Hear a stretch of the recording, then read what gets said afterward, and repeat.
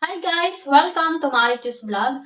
Kung isa kang magulang na sobrang busy at hindi naman 24 hours ay mababantayan ng mga anak sa paggamit ng cellphone, kung madalas gumamit ng Facebook ang mga anak nyo, dapat mong gawin to para hindi lumalabas yung mga SPG or sensitive content sa newsfeed ng Facebook niya. At kung bago ka pa lang sa channel ko, please don't forget to subscribe and hit the notification bell para updated ka sa lahat ng mga video na i-upload ko. At kung sa Facebook or TikTok mo rito mapapanood, please visit my YouTube channel and follow. Thank you guys! So start na tayo.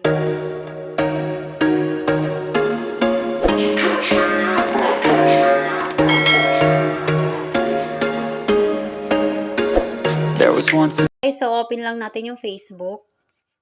Dito sa taas, i-click nyo guys yung tatlong guhit. At i-click nyo yung settings. Scroll lang natin. Dito sa preferences, i-click nyo yung newsfeed. Dito guys, piliin nyo yung reduce.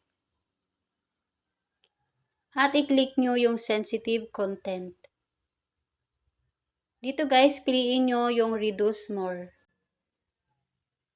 Yan guys, so ito yung mga hindi possible na hindi makita ng mga anak nyo kapag sila gagamit ng Facebook. Sexually suggested content, certain, violent, or graphic content. Yan guys, so after nyan, i-okay nyo lang. Yan guys, so sana nakatulong ako sa'yo. Please follow my TikTok and Facebook and visit my YouTube channel and don't forget to subscribe. Thank you guys!